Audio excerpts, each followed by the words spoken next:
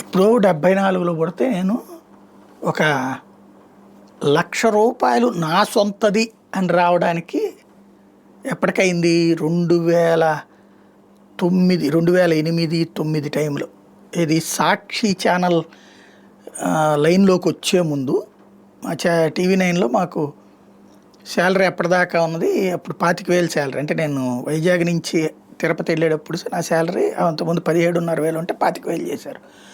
ఆ 25,000 అదే టైంలో సాక్షి వస్తూ ఉన్నటువంటి సందర్భంలో ఆ పోటీని దృష్టిలో పెట్టుకుని డబుల్ శాలరీ ఇచ్చేసారు. నాకు ఇంకో 10,000 ఎక్కువ వేశారు. ఆ విధంగా 60,000 వచ్చినాయి.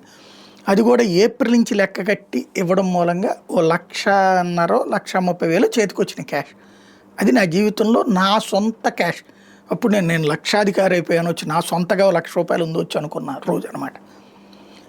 అంటే ఒక మనిషి జీవితంలో ఎప్పటికీ 74లో పుడితే 2009 అంటే చూడండి ఎంత పట్టింది. దాదాపు 35 ఏళ్ళకి కానీ వర్కౌట్ కాలేదు. అట్లాంటిది కొంతమంది అదృష్టం, అంటే పుట్టుకతోనే కోటీశ్వరుల పిల్లలు, పుట్టుకతోనే లక్షాధికారుల పిల్లలు లక్షాధికారులు కావడం ఇది వేరు. కొంతమంది వ్యక్తుల సంపాదన నేను ఈర్ష్యపడను, ద్వేషించను. వాళ్ళ అదృష్టం ప్లస్ వాళ్ళ కృషి అనుకుంటా.